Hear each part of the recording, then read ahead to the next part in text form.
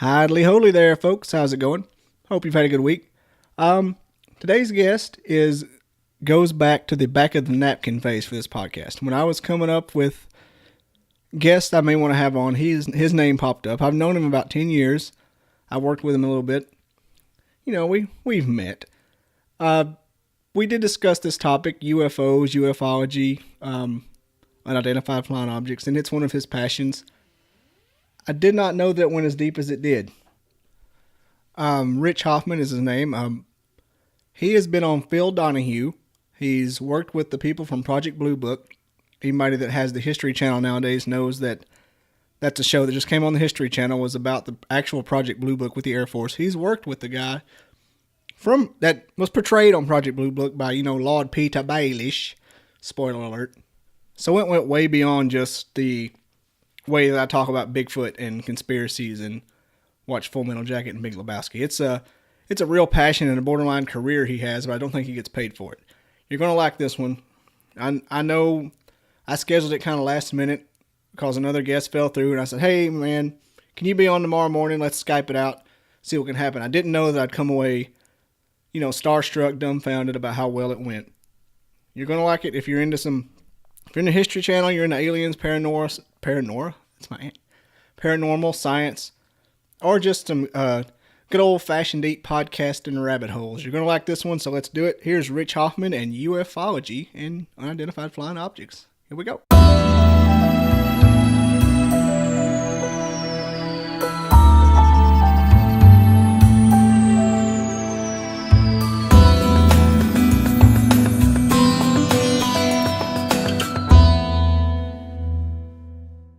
Good morning, Bob. Can you hear me? Oh, hey, what's going on, Rich? Not much. Just realized this is the first thing I've said today, so my voice sounds like a frog. Don't feel bad. I think mine's a little bit froggy, too. So. I was in here coughing like a smoker. It was hilarious. All right. I'm glad to have it. I'm glad to get this, finally get this one in the books. I was looking forward to it I think you were on my test plan, back of the napkin kind of thing. So who do I know that's relatively interesting? Oh, yeah. Am I interesting? Oh. I don't know. Maybe I guess I am. I don't know. Kind of like in a Ted Bundy, Jeffrey Dahmer kind of way. Okay, well, that's exciting. I'm just kidding. Let's observe him. Yeah, criminal action, buddy. Yeah, I'm to the top of it. I tell you what inspired it was back in after we started working at Booz Allen, and you interviewed / hired me.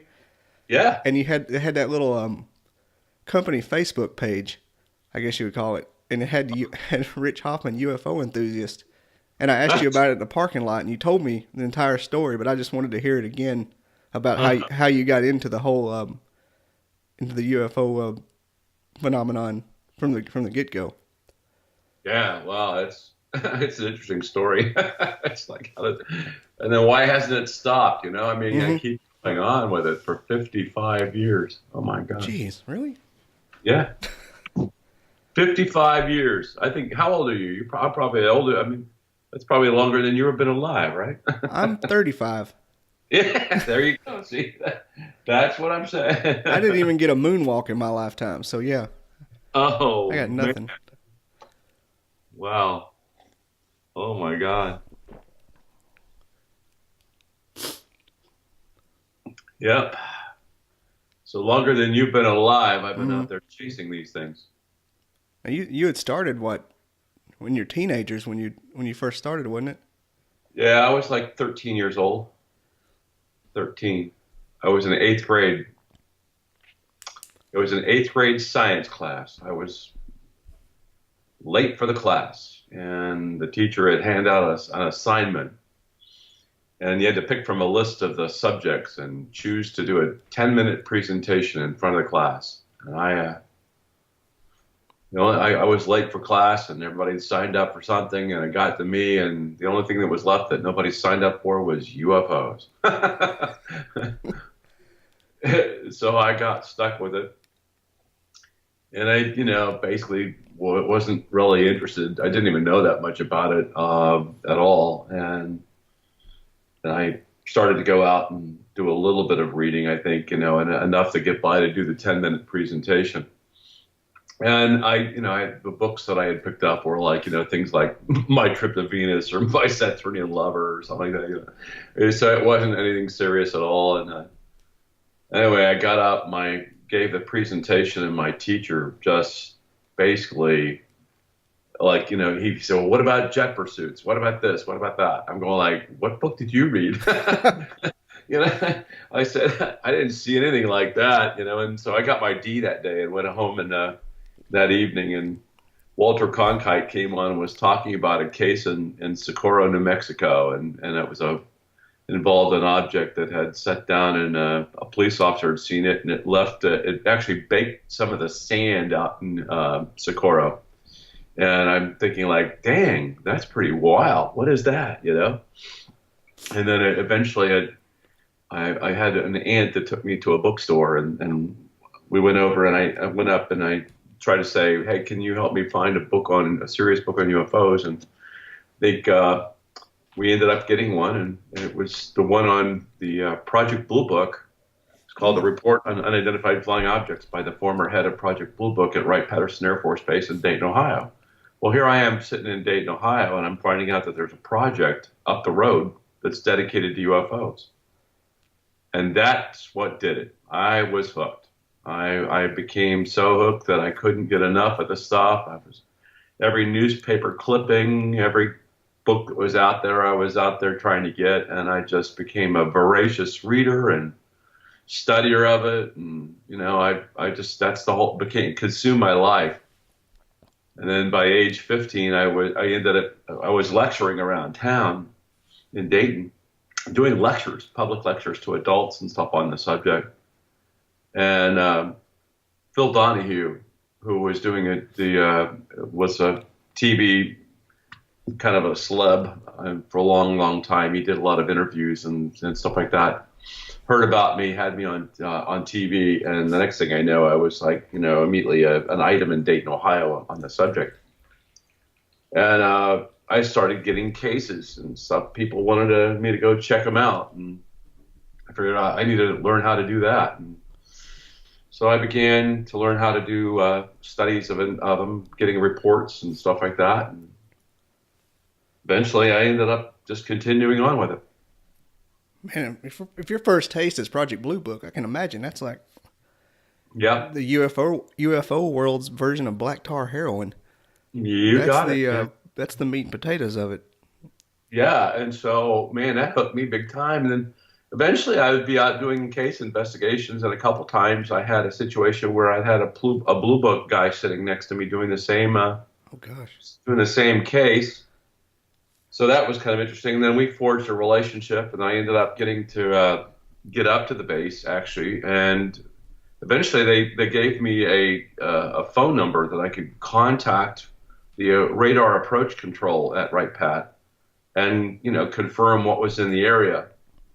And my name was in all around the city of Dayton in the police departments. And so I'd have situations, believe it or not, where I'd have a police officer come and pick me up, and they would be escorting me out to the scene where there's an object up in the sky, and lights are flashing and everything else, and I would go off and do the investigation.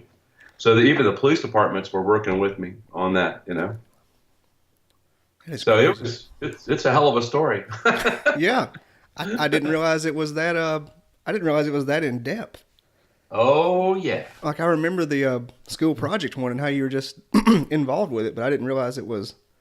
Man, you were so the Blue Book guys. They're from what my recent research has shown, and they're basically there trying to debunk everything. Or they were trying to find a logical explanation for it. That was their goal. Not necessarily debunk. Well, it was also attempts to debunk it. So the bottom line was that the project went through many phases in its existence. It started off in 1947 as Project Sign, and Project Sign came to a conclusion after a few years of doing it that these were not from anything here, And in fact, they came up with what they called the estimate of the situation, which was basically that cases appear to be that they're interplanetary spacecraft or something of that nature, right? So, but when it got to General Hoyt S. Vandenberg at the Pentagon, he said basically that he didn't buy that explanation, and he dismissed the entire report.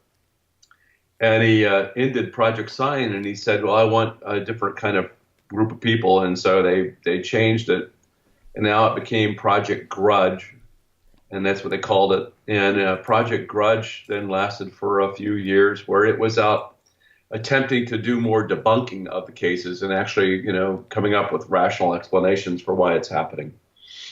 And then that ended because it basically didn't come to any fruition doing it that way. And then Project Blue Book came in to being, and then it carried on to the end. And Blue Book was a little bit more like open-minded about it. That's where, Hynek was definitely engaging.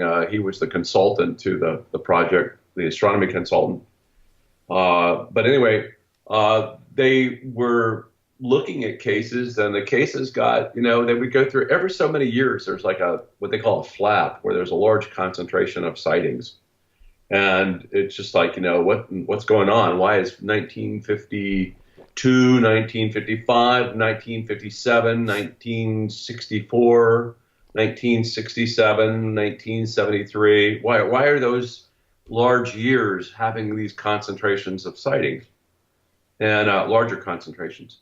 And anyway, so the gist is that they studied it, and they went through different periods depending upon who was leading it to say, well, that there was something to it, and then the next guy would come in and run it, and no, there's nothing to it. And by the latter part of the Blue Book era, and they terminated in 1969.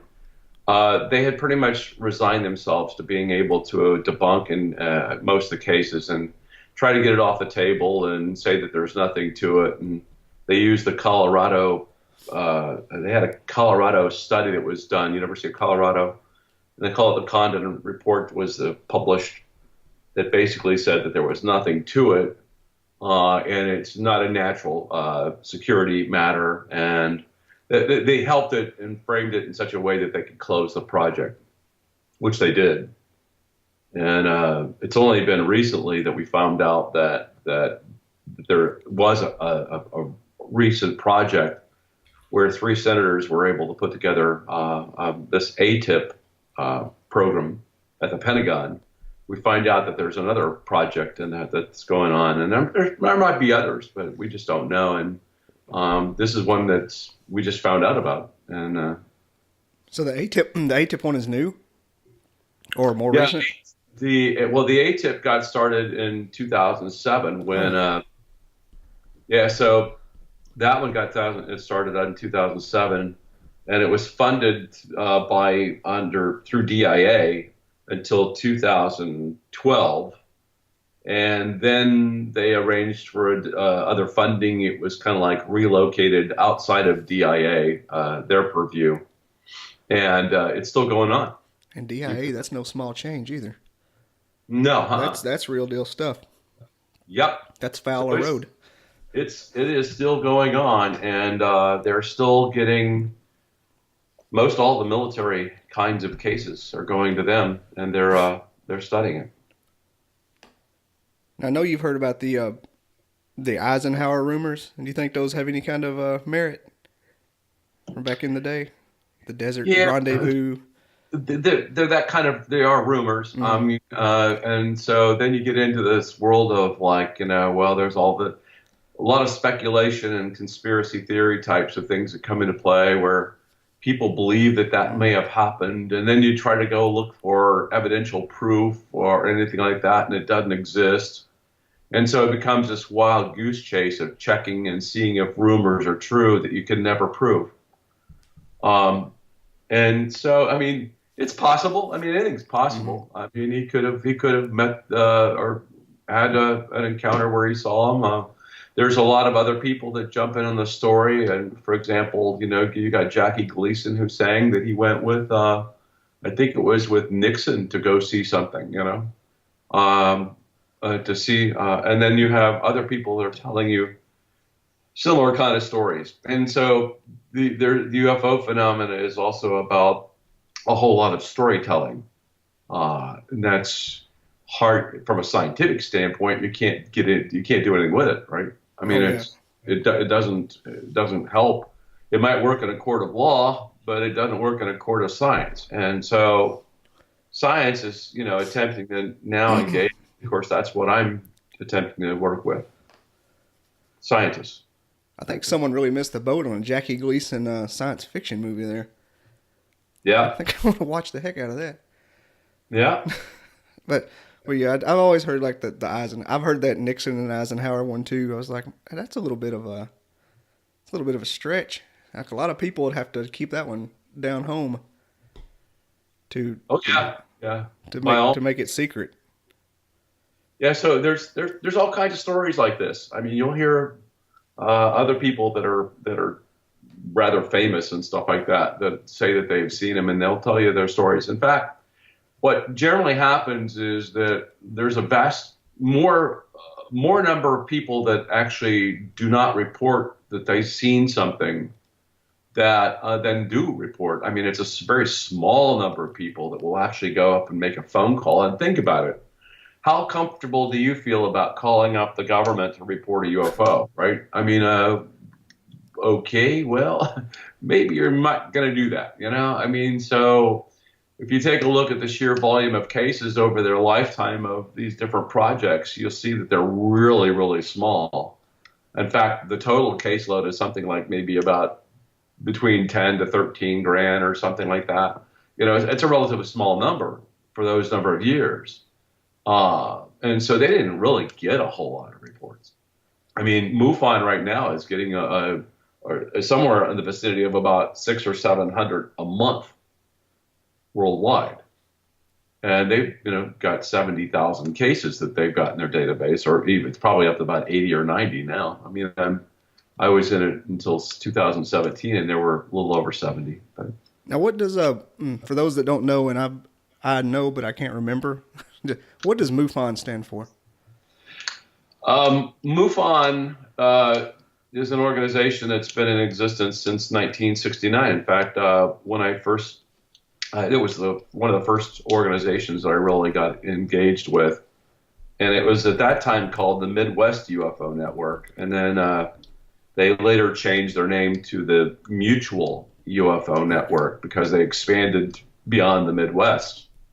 And so it was an organization that basically, if you look at it, the Project Blue Book terminated in 69, and this got started in 69. So it was kind of like a public way of doing the same kind of investigations and keeping that project alive publicly. Like a wiki before wiki. Yeah. That's what it sounds like.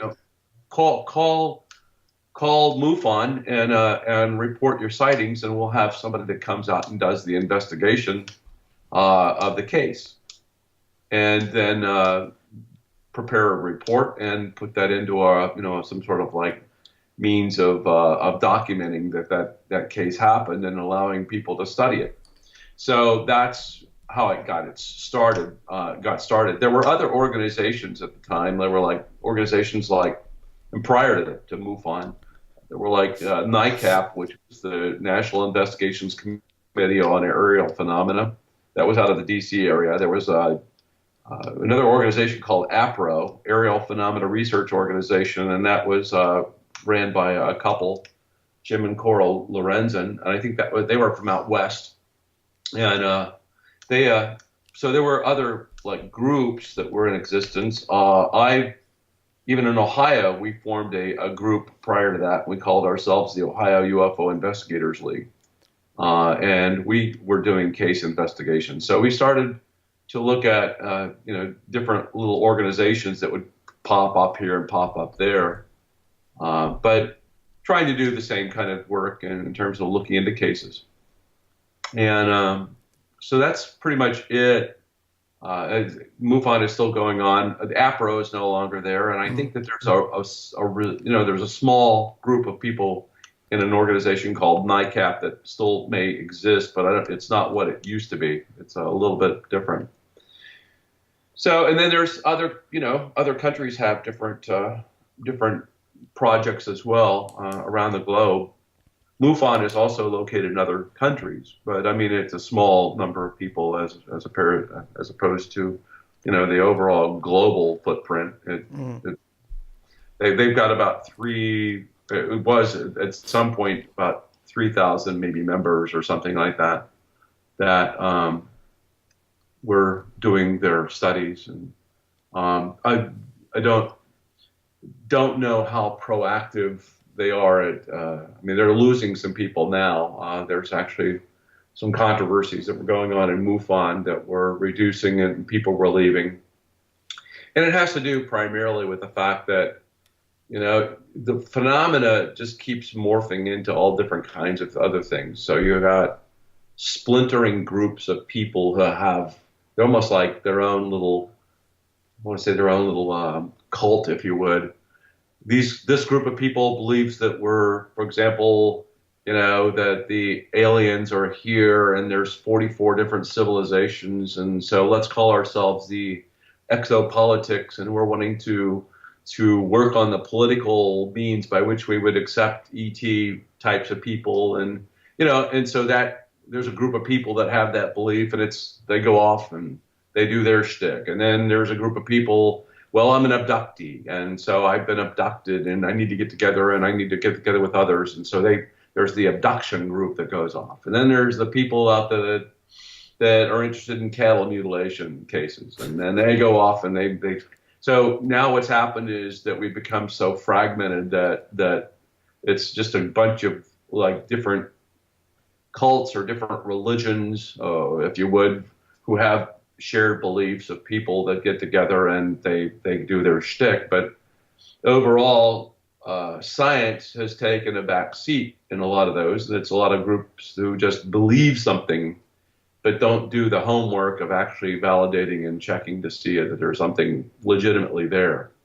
And so we've kind of fragmented off, if you would, ourselves just to be able to get as many scientists engaged. And right now, the organization I've got is called SCU, which is the Scientific Coalition for Ufology.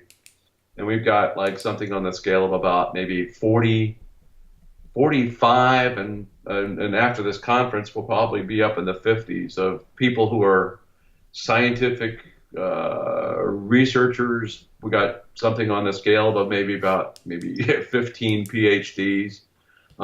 Most all these people have advanced degrees, and we're all treating it more scientifically. And so that's good to hear. Yeah, and so we're doing publishing reports and various other things that we do, and writing in journals and attempting to get things into the mainstream science community, and that's where we're at, Bob. That is good to hear. That's actually optimistic news because it goes back from the cattle farmer stigma that everybody always references. Mm-hmm. I always hated that. I'm like, well, if they would commit some kind of effort toward it, kind of like the Bigfoot phenomenon, which is like my other obsession. Yeah, I won't get into that today. I think we all have to go to work on Monday to get me started on Bigfoot on Saturday. But we all have other things to do. I've investigated Bigfoot cases back when I got started. With this whole thing I told you I was on that Phil Donahue show. Yeah. Well, the next thing I know, I was getting Bigfoot cases thrown at me. I got ghost cases thrown at me. I was like, wait a minute, I can't. Just because it's an odd thing doesn't mean that I'm going to like go looking out at everything weird. Somebody gave you a Lost Kitty poster. Yeah, exactly. So I basically just said, no, I'm going to focus on UFOs. I mean, that's where my focus was. And so you can't go wrong with it. It's never ending. No, it's never ending, and it's extremely interesting, and it's only getting better. I didn't know until like 2 minutes ago that 1969 ended Blue Book and the Apollo program. I didn't realize that those two coincided. Yes. Yeah, exactly. Yeah, that's a coincidence. Yeah. Nixon dixed them both. and it's also the year I graduated from high school. It's also the year of Woodstock. So I mean, it was a great year. There are a lot of things going Jesus, on. that You is know, that's crazy. LSD, the end of the moon landing, Rich yeah. graduating high school. So you met the not to backtrack here, but to backtrack, you met the main consultant for Blue Book. Oh yeah. I met the head of Project Blue Yeah, Book. with Heimlich. Well, Yeah, yeah. Now Hynek was the Hynek. Yeah, consultant. Jalen Hynek. In yeah. fact, I got to know him pretty well because he was like lecturing in the Dayton area, and then I got to know him. He was in 1978. I had the Dayton UFO. I had the Mutual UFO Network Symposium in Dayton, Ohio, and we had 3,500 people who came to the conference. And we had Hynek was one of the speakers at it, and he did a bang up, fabulous job. And then I've also been up to his house and got to meet his wife Mimi, and then I got to meet another guy named Mark Rodiger, who was actually working with Hynek at the time and in his home. And so that was a really nice experience of meeting and getting to know that man. But anyway, yeah, I've met a lot of people in the whole field that are pretty well known. I'm Stanton Friedman. I got to know. I was working with a guy named Len Stringfield in Cincinnati. He was an author. I'm in his books and that he published. He's dead now, but he was a well-known researcher as well in the Cincinnati area. And I also got to know Donald Kehoe, who was a former major, retired, and he was the one that was heading NICAP, that was out of Washington D.C. So I got to know him, and I've just over the years I've met a lot of some of the top researchers in the country, and I guess now I'm not saying that I are one, but it's I some are people, one. yeah. So some people think that I am one of those. And I liken it to the point where if you look at ufologists, which is what a lot of people want to coin, ufology is a study of UFOs, and I'm a ufologist. I always point out to people that when I go type it into a computer, it's autocorrect says that I'm a urologist.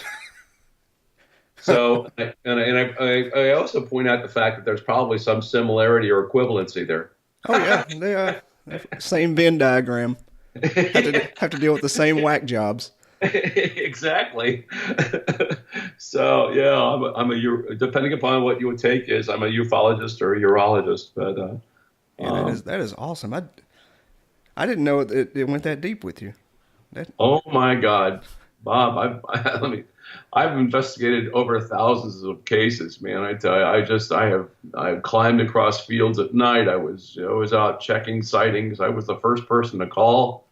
I would get phone calls all night long from people, and sometimes during the day. And I'm trying to work and my job, and it was just a never-ending kind of thing, and it's continued on. But now I've kind of like focused a lot. I'm more focused towards the scientific aspects and getting things published and trying to be able to help correct some of the crap that's out there on the internet about UFOs and trying to get to the real facts of what's being reported, and getting data is the big thing. And now lately with technology improving, I mean, it's amazing what my cell phone can do that would help us out even more than just getting your little video thing done. But oh, yeah. anyway, so that's where we're at right now is trying to see if we can improve the overall collection and data process. And I've got a whole bunch of scientists willing to help me out around the world, by the way. That is awesome. Hey, don't you wish something like the battle for Oh, yeah. LA thing would happen now in the world of iPhone 10s? Oh boy. Like, where is that now? Yeah, exactly. Instead of that little pop flash camera they got of it. God. Yeah. So I'm waiting for that one to happen. So back in your days of field work, before it all got real scientific and kind of compartmentalized for you, what was the most the real strangest experiences that seemed the most out of this world, to coin the phrase, that you had? Well, man, I had some interesting cases that came up. Let me give you an example of one that there was a large number of sightings that were going on in a little town called Carrollton, Ohio. Now, I grew up in West Carrollton, and it's not the same Carrollton, but another part of Ohio. And there were UFO activity that night, and then the next day, one farmer is peering out at his wheat crop, and in the middle of the wheat crop, there's an area 70 foot in diameter where the wheat doesn't exist anymore. So he kind of goes out and takes a look at the area, walking out into the middle of the field and that type thing, and there's the wheat's gone, and there's a strange like indentation, and there's a swirling pattern in the wheat. And so anyway, make a long story short, that we got wind of it in Ohio, and Larry Moyers and we had a team that basically went out and did an analysis where it showed that in the center there was a depression, like something had touched down, and then as you progressively moved out from the middle in any direction, you get to the point where, oh, and by the way, in the middle, there's no wheat stems anymore underground. As you progressively get out, you'll start to see a little bit of like roots under the ground, and then you get little stubbles of wheat, then you get a little bit more wheat that's out of the ground, and you get the swirling pattern, and then you get puffed wheat around the entire perimeter. So some sort of object was there that heated up the wheat. Ooh. And also destroyed it. I mean, basically, it just annihilated it. And so you mean it like puffed up the actual grains, like popcorn kind of? Yeah, exactly. Ooh. So you got puffed wheat around the perimeter of it, dude. And then this strange swirling pattern, that's there. And then middle of it is completely baked. There's a microwave radiation that was going on there. And that's insane. I've never heard of that before. Yeah, and think they let that one out. So you have that kind of thing happening. In fact, there's like documented. There's probably right now about 5,000 cases, or even larger, of property and damage to, like, some physical object that we have, like wheat or a tree or this or that, tree branches being broken. I mean, so you have physical effects with these objects that are being captured. So they do have an interaction with the environment. And then you have, and so that for me was like an aha moment. You can pretty well imagine. It was like, how do you account for that? I mean, there's no tracks of anything that's moving through the wheat, into the wheat middle or anything like that. You're not making that kind of heat signature with a 2x4 and a rope. Exactly. It's not somebody like, making fake crop circles or something of that. Yeah. So it's not going to happen. That's way different, and so it's unaccountable. It's unexplainable. How do you explain that? And and then there's that type of case, and there's like other cases that I'd be involved with where it would involve witnesses who were coming forward after keeping things quiet for a long time. There was an animal mutilation case with an object that I was involved with. That was pretty impressive to me. I'd have a lot of people that were also telling me their encounters, and some of those things were pretty good. But a lot of them were like more like and let me give you another example. And there was in the '73. Time period, there was also a case where like you had about 30 people standing out, and several police officers were actually out, and they all observed this object that came over that did not perform like anything that we know of, and also the base confirmed that they were not tracking anything on radar. So you have, and then a photograph was taken by the police officer as the object came over, and so that was a pretty incredible case, I thought, with a lot of witnesses and that was in the Lebanon, Ohio area. I could go on. There's just a lot of really interesting cases that I looked at while I was there and during those flap periods. So you investigated that, the one with the police officer that saw it? I know which one you're talking about. Yeah, that's one of the more famous ones. That's right up there with the couple that got abducted from the car. Yeah, Betty and there Dot, or whatever they were. yeah, there's a lot of those cases like that. I mean, the whole Ohio was going crazy, and Yeah. that was also the year of the.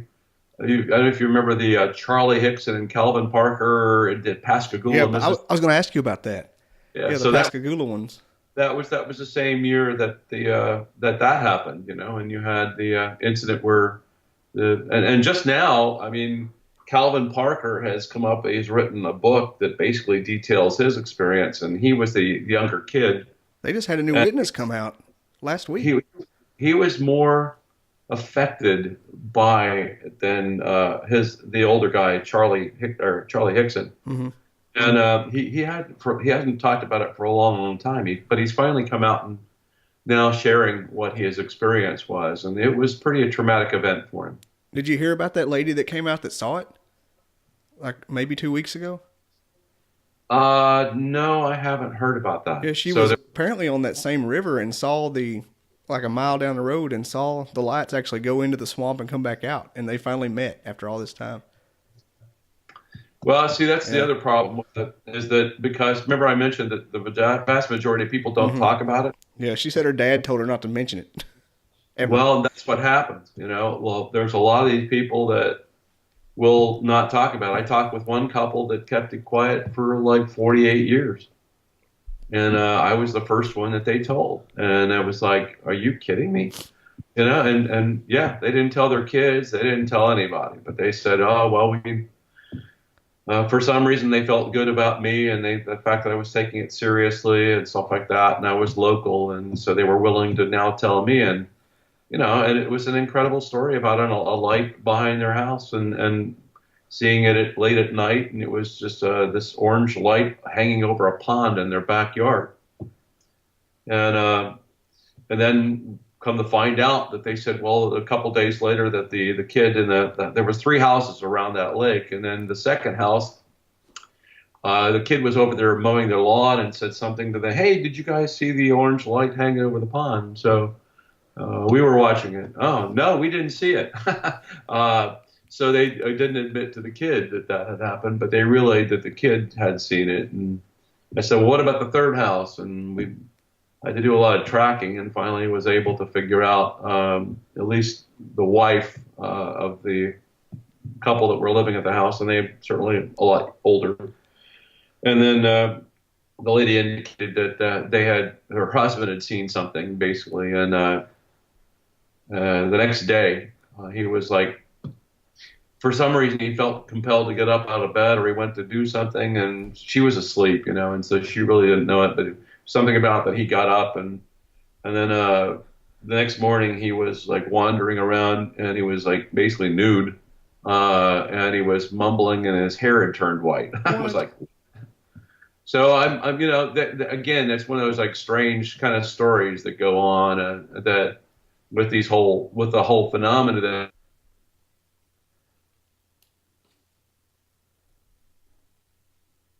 storytelling part of them comes out and they'll share some incredible stuff with you. In fact, usually it's stranger stuff than what's reported.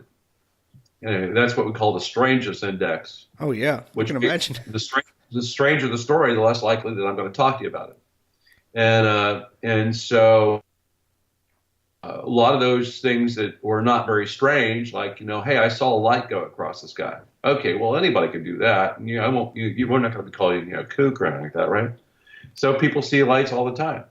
So that's a pretty safe story, so I'll report that. And those are the kinds that, you know, that we largely got to study, and the Air Force got, were the ones that, and so they could come and say, well, we could explain, you know, a good 90% of those, or 80%, or 70%, or whatever the percentage you want to call it, and we can explain the vast majority of them as being lights in the sky, like, you know, a meteor or that type of thing.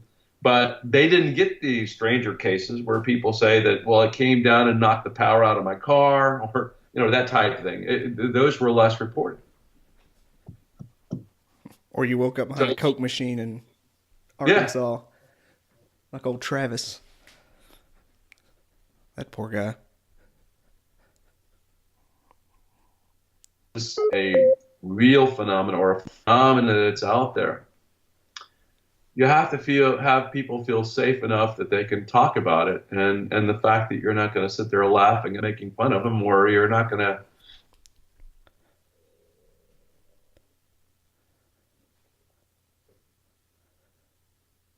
Part of this thing is because it is a very serious phenomena, and because there really is something there. And oh, by the way, you got military jets shooting at them. You got military jets.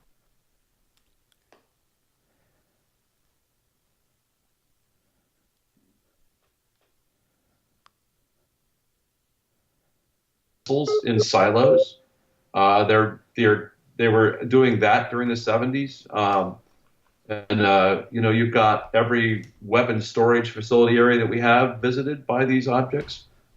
Yeah, that's a coincidence there, isn't it? They happen to know that. No, these aren't coincidences. Yeah. They're quote coincidence. Yeah, those are very, very significant incidences. Like even in the Malmstrom case, that you have 16 different missiles that are not integrated into one system with an object hanging over one of them and knocks all 16 down. That's a big concern. So if you have those kinds of things going around, you want to treat them pretty doggone seriously, and you need the public to be able to also help to do that. But you also need the public more educated about what's up in the sky, and so that they are not reporting the fact that they saw a drone, or they saw a sprite in the sky, or they saw a bolide meteor, or they saw an aircraft. Or so the more we can educate the public and about the IFOs that are out there, the better off we would be at getting more accurate depictions of UFOs. And then we'd also, if we could get them to shy away from using their phone cameras and instead use an app that we've got where it gives you like GPS location, angles in the sky, and all kinds of other measures, then you'd start to be able to get a heck of a lot better results. Now, what's that app now? Well, there's an app, for example, that's called Theodolite. I encourage people to use. It's a camera. It'll actually take the photos, but it also gives me angles of size. It gives me GPS. It gives me your direction. It gives me a hell of a lot of better data to work with. That I can determine the actual size and the distance of like maybe the object and that type of thing. It's called Theodolite, and it's Theodolite. And if I could just get everybody to put that on their cell phone and start using that when they see it, and then you can have it automatically email an address, and we would be able to do something better with it. That's amazing. Yeah. So let me tell you something amazing, and this is where it's amazing to me anyway. Mm-hmm. I told you I got started at age 13 on this whole thing and started investigating maybe about age 15 or a little bit, after that.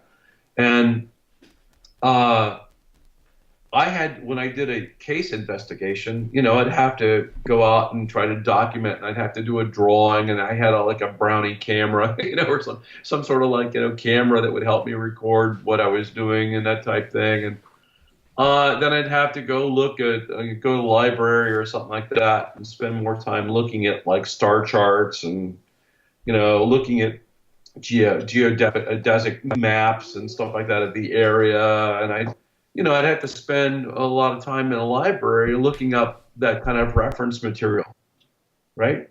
So that's the way I did cases back then, but now on my cell phone alone. So let's say that Bob Dahl calls me up and says that I'm seeing something out there right now. Okay, well, I can go right to my phone. I can bring up the app, and I can see exactly from there on Google Earth exactly where you might be standing. And I can say, oh, is there a tree off to your left in your backyard? And you say, yeah, okay. Which direction are you looking? And I'd be able to kind of like get a feel for that direction. And then I could go to and switch over to my app that shows me aircraft that are above them. And I could say, here's the what I'm seeing. There's a 737 that's a FedEx plane. It's over to the south. Can you see it? Oh yeah, I see it. Okay, all right. Is the object something other than that 737 aircraft? Yeah, it's over there further to the right. Okay, and then I can go out and switch over to my astronomy app, and I can say, well, do you see is the moon over there also to your left? And yeah, there's a full moon up there, and you're looking in the direction of, Antares or something like that. Can you see a bright star out there or something like that? Oh yeah, I can then switch over and I can look at satellites that are overhead to that position. Oh yeah, And now I figure satellites would be a majority of them. Yeah, so I can now look at satellites directly above and say, well, is it moving to the east? Is it moving to the west? And I'm able to now do that. So what I'm trying to tell you is I can do a complete case investigation now on my cell phone. That is insane. That's like It isn't. It's totally insane. And I could be talking and then they can, guess what? All they have to do is now FaceTime me or something like that and Skype me or something of that nature. And they can say, hold up the camera. Now, do you see the object? Do you see the moon and everything? And now I've got that. I'm recording that whole thing right there. And I'm able to now record video-wise while they're talking and saying, here's the object I'm seeing. I wonder okay. How many downloads have you had of that? I'm sitting here exactly doing the same thing. Mm-hmm. So you get what I'm talking about, right? Oh yeah. That's the way that we could be doing UFO investigations at the present time and improving the whole thing, and getting better data and more accurate data. And so, to me, that's where ufology needs to be and to improve itself. And then we've got a number of people that are out there doing things like, also developing platforms that we can put out into hotspot areas, which will include everything from gamma ray detectors to thermal image cameras or spectral cameras with a diffraction grating on it or invisible. And we can do a hell of a lot better in terms of recording the object in different parts of the spectrum. And so you learn more if you see those kinds of things that you might not be seeing visibly. So anyway, that's the nature of making progress towards getting some answers. Yeah, that app, that kind of technology, that seems like a breakthrough level. I wonder why I've never heard of anything like it, but you would think even EMS would use something like that. Oh, exactly. Well, I mean, let me also point out the bottom of it. And I can now it's a Geiger. My phone becomes a Geiger counter. I can stick in this little device on the bottom of it, and it now reads accurately the temperature and the humidity at the precise spot where I'm at. I can stick in a little device on the bottom of my phone, and it's now a thermal camera. So, I mean, the power we have in that little phone right now far exceeds what we had with Apollo 11. I was going to say it's better than the moon landing for sure. Exactly. We've got way better capabilities and more computing power on this little device that we have in our pockets we carry around. So why not use it? And that's pretty much where I'm at. And along those same lines, used to you would think it's impossible maybe for to be visited by species with technology like that, or even if they exist. But the fact that we have stuff like CERN and the iPhone, I mean, who's to say another 1,000 years the civilization wouldn't be just like, oh, we're just going to Earth, just like that. It's not that far-fetched. Well, no, and in fact, I hate to say it, but humans just don't reason very well. No. Let me put it this way, that in the concept of the entire universe, which we know is extremely, very, very grand, very elaborate, that somehow that a lot of things have happened because people that matter seems to come together in clumps, right? And it becomes clumps, and the more it becomes these clumps, and some of them ignite, become stars, some of them don't, and they become planets. And that, oh, by the way, that as these things keep blowing up, more metals and minerals and various other things that have created the Earth have come out of these things from these stars. So the universe could be very well teeming with exactly the same kind of materials and stuff that we have right here on the planet. Okay, well, take a look at our history. Well, if you buy that it's like 4.5 billion years old or something like that, who's to say that another intelligent race didn't form millions of years before us? Well, okay, well, let's assume that. Let's say that they didn't have the extinction events like we had. So maybe they've. My point to you is that I really believe that civilizations exist out there that are way older than us. Oh yeah, no doubt. Way smarter than us. And to us, for them to be able to even come here and to maneuver through whatever would be like magic to us anyway, because we don't understand. We're barely understanding the physics of the universe now. We're still infants in that understanding, and the way we think about UFOs and what they do and why they do what they do assumes that we understand an alien intellect that we wouldn't necessarily know about. They would be using systems or their method of travel or whatever, like these machines or things would be way far superior to anything we've got. And by the way, that's what we're seeing is that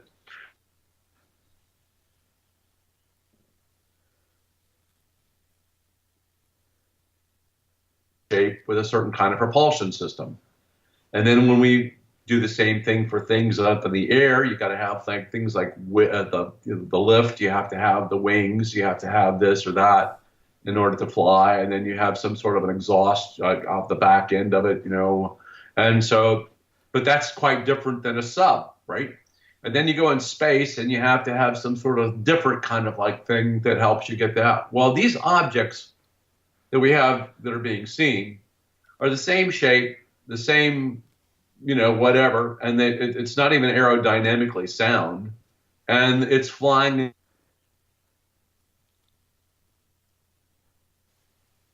So what kind of propulsion is that? And it's way beyond anything that we know of. It's not something that shoots out the back of it, that pushes it forward. They don't break the sound barrier. They don't seem to heat up moving through the atmosphere like we see. They go from standstills to immediately like thousands of miles an hour in terms of speed. They sometimes can be on radar, sometimes not on radar. They can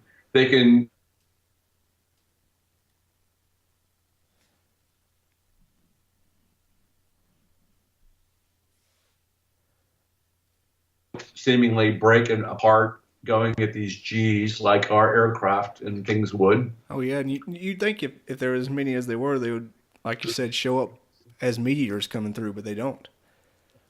Well, exactly. They're not heating up the atmosphere like a meteor does, and so why is that? What kind of thing is it about that? And so going back to the Carrollton, Ohio incident, was the thing kind of like, was it the field around the object that was doing the baking of the soil and creating the heating?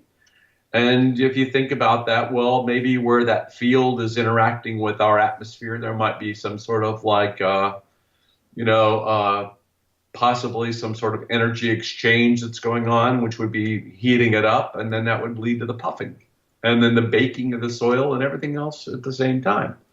So again, people are standing behind, I've been reported to stand behind these objects when they shoot off, and they're not being knocked to the ground like an aircraft would that's taking off. If you went over here to Huntsville Airport and stood behind a 737, the damn wind would knock you over.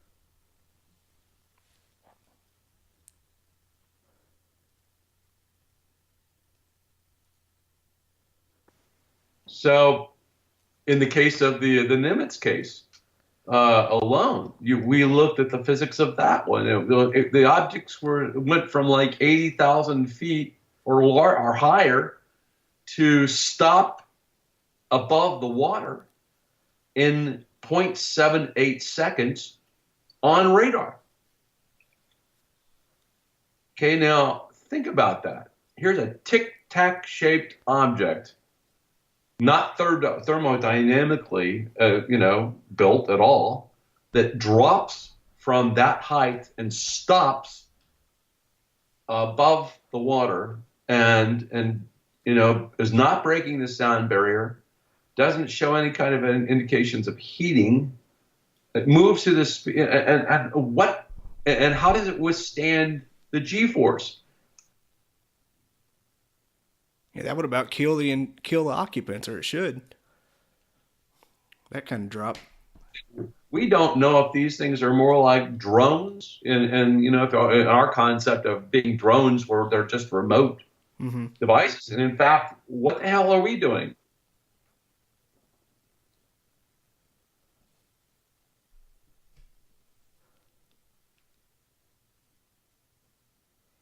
Other civilizations and do a lot of things with just these remote types of things and have it somehow keep track of life on that planet, and maybe that's what we would do, So there's a lot of things that's similar to what we think that could be what these things are doing.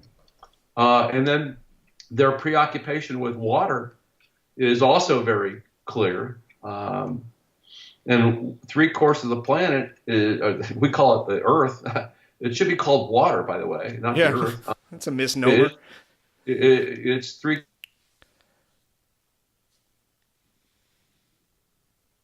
Perfect place to have something like a base, and these things are being seen underwater, coming out of the water, going into the water, and all the time, and now more and more as these Navy exercises and stuff happen, and people are seeing these objects, and it's not one object, they're seeing 30 to 100 of them, and it's like, what's going on there? They don't advertise that water thing as often as they did the old sightings. But that's where, I'll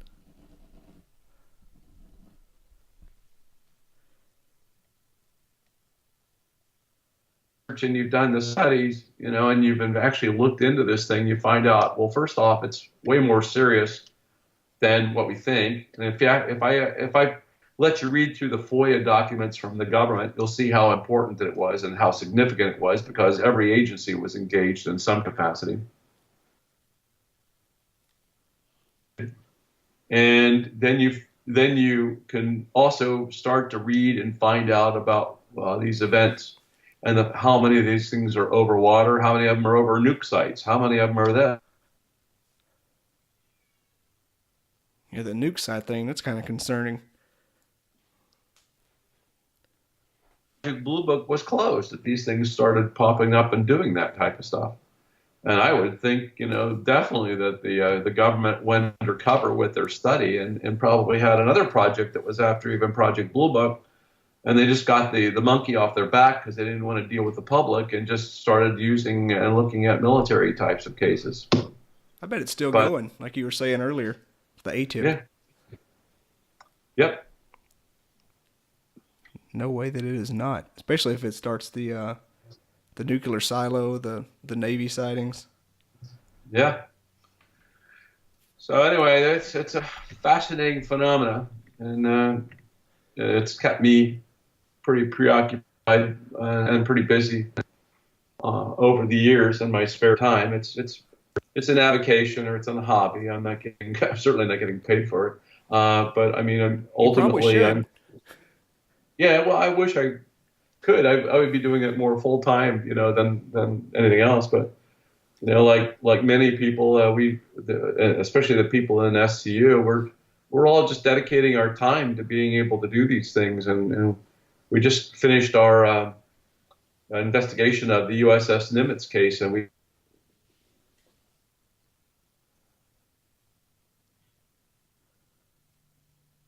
got videos up there. And if you go to explorescu.org, you'll be able to actually download and read the report and see some of the video or the interviews we've had, and with the witnesses that were in that exercise. And a number of years ago, we published a 160-page paper that was a scientific paper on a case down in Puerto Rico. And we investigated a Homeland Security leak thermal video and broke that video into 7,027 frames and analyzed each individual pixel practically on the frames to look at that object. And so there's another wild case, and that report's also up online, plus the video of the Aguadilla case. And that's on the explorescu.org. You got it. I'll have to put that. You're going to occupy my Saturday. I got to go pick up a certified letter. Damn. There you go. And with that being said, I guess I'll let you go. It's been about an hour, and I got way more out of that than I thought I would. All right. And I hate to, like I always say, it's just going to be one time, but I'd like to have you back on someday once I get my technology better and do some more reading up, maybe in person.